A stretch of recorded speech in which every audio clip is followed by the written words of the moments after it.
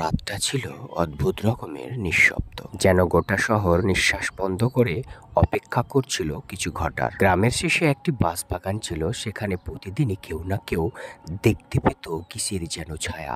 তিন বন্ধু মিলে চ্যালেঞ্জ করে যে আজকের রাতটা সেই বাঁশবাগানে কাটাবে, কিন্তু হয়তো তারা জানতো না আজকের রাতটা ছিল তাদের শেষ রাত। এখন তারা তিন বন্ধু সেই বাঁশতলায় বসে আছে। হঠাৎ তাদের বন্ধু রানা বলে উঠল, এই সোহেল, তুই এত রাতে হাঁপাচ্ছিস কেন? ভূত টুত কি দেখতে পেলি নাকি তুই? আরে না, কিছু না বন্ধু, শোন না, এই যে বাঁশবাগানটা দেখছো না, ওখানে আমি কি যেন একটা দেখলাম। তখন তাদের বন্ধু রাফি বলে উঠল, আরে ধুর, ওই সব গাছের ছায়া, তোর শুধু মনের কল্পনা। রানা তখন সবাইকে বলল, আরে চুপ কর সবাই, আজকে রাত 12টা পর্যন্ত এই বাঁশবাগানে থাকার কথা, কিন্তু দেখছি তোরা এখন থেকে ভয় পেতে লেগেছিস। আরে ভাই, আমি সত্যি বলছি, এই যে ডান পাশে বাঁশের ঝোপটা দেখতে পাচ্ছ, সেখান থেকে একটা মেয়ের কান্না শুনতে পেলাম। রাফি তখন বলল, আহা, এত নাটক বাদ দে তো। যখন এত দেখলি বলছিস, তাহলে ফোনে রেকর্ড করতে পারলি না? আরে ভাই, আমি ভয়ে থরথর করে কাঁপছি আর তোর মজা লাগছে, সেই মুহূর্তে আমি কি করে মোবাইল বের করে রেকর্ড করব? তাদের তখন রানা গম্ভীর গলায় বলল, এই তোরা শোন, তোদের না একটা কথা বলতে ভুলে গেছি, জানিস? এই বাঁশবাগানে অনেকদিন আগে একটা মেয়ে আত্মহত্যা করেছিল। সেটা ছিল তার বিয়ের রাত, যেই রাতে তার হাজবেন্ড তাকে বিয়ে না করেই পালিয়ে গিয়েছিল।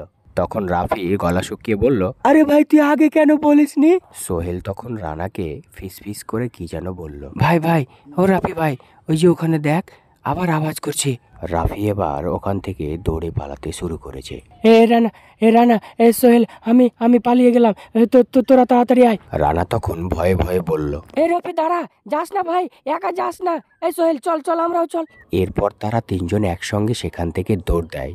হঠাৎ রানা পিছনে তাকিয়ে দেখে বাঁশের আলে কে একজন চুল দিয়ে তার মুখ ঢেকে রেখেছে। এরপর রানা গলা কাঁপাতে কাঁপাতে বলল, তোরা দেখতে পাচ্ছিস, ওটা কিন্তু মানুষ না। সোহেল তখন বলল, ভাই, আমাদের পিছনে কিন্তু সে আসছে। এরপর তারা যেন দেখতে পাচ্ছে সেই ভূতটি তাদের দিকে খুব দ্রুত ছুটে আসছে।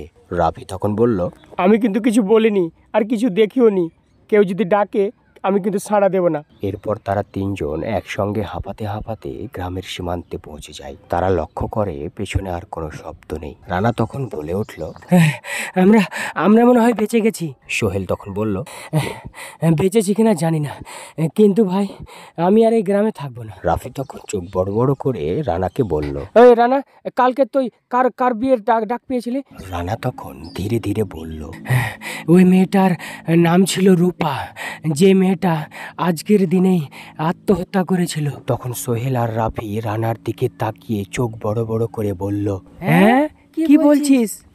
এই বলে তারা দুজন সেখানেই অজ্ঞান হয়ে পড়ে যায়। তো বন্ধুরা, আপনাদের কাছে এই ভূতের গল্পটি কেমন লাগলো অবশ্যই কমেন্ট বক্সে জানাতে ভুলবেন না। আর যদি এরকম আরও গল্প আপনাদের চাই, তাহলে অবশ্যই কমেন্ট বক্সে জানাবেন। তো আজকের জন্য এটুকুই। তো সবাই সুস্থ থাকুন, ভালো থাকুন, টেক কেয়ার।